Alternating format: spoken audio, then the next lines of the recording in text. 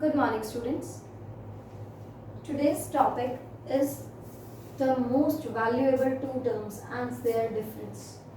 Look, students, we are discussing the chapter of business finance, and long-term finance can be arranged through different sources for a big organization like company. So long-term finance कहाँ से arrange किया जा सकता है? Medium term और long term financial requirement की बात की जा रही है, तो उसके सबसे बेसिक, सबसे ज़्यादा यूज होने वाले दो टर्म्स हैं हमारे इक्विटी शेयर और प्रेफरेंस शेयर. ठीक है, इक्विटी शेयर और प्रेफरेंस शेयर का डिफरेंस करने से पहले हमें उनका मीनिंग जान लेना बहुत ज़रूरी है. तो एक छोटे से डेफिनेशन में उसका मीनिंग डिस्कस कर लेते हैं. Equity shares are the shares which are issued by the company for coming into the existence. Company को existence में आने के लिए जो shares issue किए जाते हैं उन shares को क्या बोला जाता है? Equity shares बोला जाता है, right? So equity shares वो shares हैं जो कंपनी को existence में लाने के लिए necessary होते हैं, because these shareholders are the owners of the company. ठीक है, सपोज एक कंपनी को 50 लाख रुपीस की रिक्वायरमेंट है, तो वो 10 रुपी का एक शेयर डिवाइड कर दिया 5 लाख टुकड़ों में, यानी कि 5 लाख इंटू 10 रुपी पर share value and 5 lakh means number of shares. अगर 5 लाख लोग 10-10 रुपए देंगे तो 50 लाख रुपए इकट्ठे हो जाएंगे. That is the denomination value of share. एक शेयर की डिनोमिनेशन 10 रुपी और उसके 5 लाख टुकड़े करती है. अब एक कंपनी जब ये शेयर्स इशू करती है मार्केट में, तो हमारे जैसे कॉमन पीपल जो कंपनी में इन्वेस्ट करना चाहते हैं वो उन शेयर्स के लिए अप्लाई करते हैं bye paying the application money.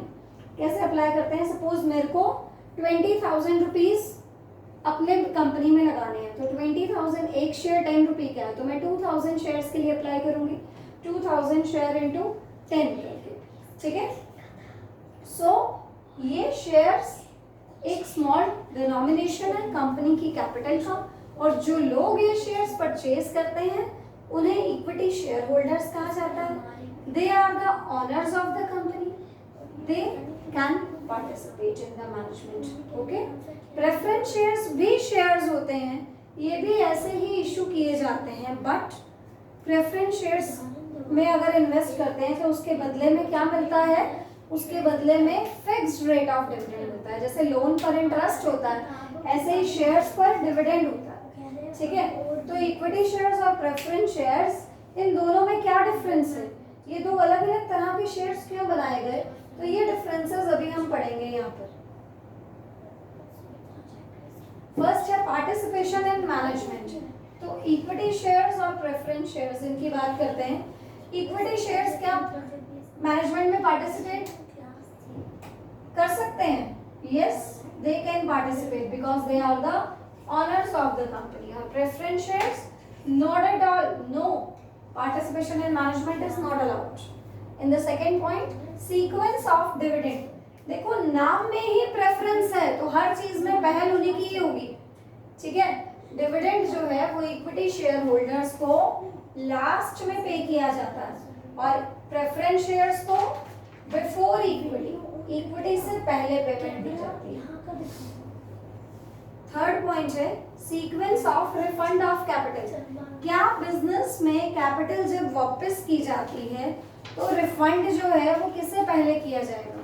देखो, इक्विटी शेयर्स के थ्रू जो कैपिटल अरेंज की जाती है वो परमानेंट कैपिटल होती है, दैट यू नो.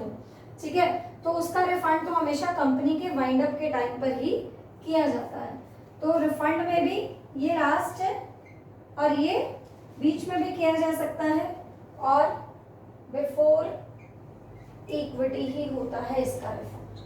अगर कंपनी के वाइंड अप की भी बात हो रही है तो सबसे पहले प्रेफरेंस शेयर्स की पेमेंट होगी, उसके बाद इक्विटी शेयर होल्डर्स की. Then refund of capital during life. क्या कंपनी के रनिंग में कंपनी की लाइफ में चलते हुए कंपनी के इक्विटी शेयर्स होल्डर्स की रिडम्पशन पॉसिबल है? इक्विटी शेयर्स की रिडम्पशन पॉसिबल है? We say no, not at all. Equity shares की payment once issued will be paid at the wind up of the company. लेकिन 5 साल, 7 साल, 10 साल के लिए हम प्रेफरेंस शेयर जरूर इशू कर सकते हैं और उन ईयर्स के कंप्लीट होने पर yes we can pay the amount. तो कंपनी की लाइफ के ड्यूरिंग उसकी पेमेंट पॉसिबल है प्रेफरेंस शेयर्स की, लेकिन इक्विटी की नहीं. परमानेंसी ऑफ डिविडेंड, क्या डिविडेंड मिलेगा ही मिलेगा, ये श्योरिटी होती है? No, no surety.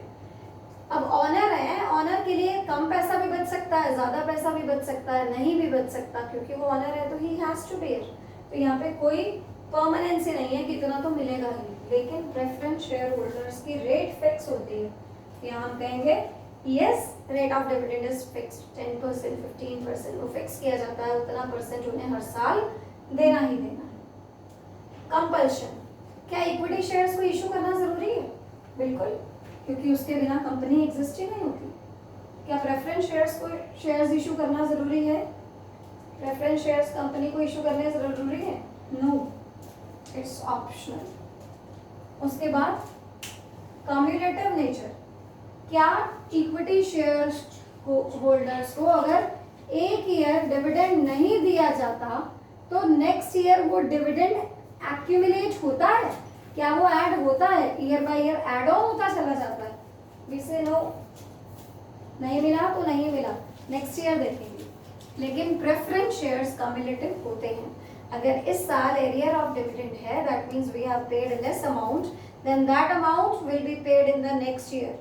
Next year वाला अमाउंट भी मिलेगा, साथ में जो पिछले साल का पेंडिंग एरियर बैलेंस अमाउंट है वो भी पे किया जाएगा. उसके बाद कुछ बचेगा तो वो इक्विटी को मिलेगा. तो कम्युलेटिव नेचर के बारे में हम क्या कहते हैं कि प्रेफरेंस शेयर का डिविडेंड कम्युलेटिव हो सकता है, लेकिन इक्विटी शेयर्स का डिविडेंड कम्युलेटिव नहीं होता. ठीक है. So these are the main differences between equity shares and preference shares. Total 3 differences हैं हमारे इस चैप्टर में, इस यूनिट में, और तीनों बहुत इंपॉर्टेंट है. तीनों में से एक तो कंफर्म आएगा आपके एग्जाम में और 2 भी आ सकते हैं. Right, you have to do it very carefully. Thank you very much.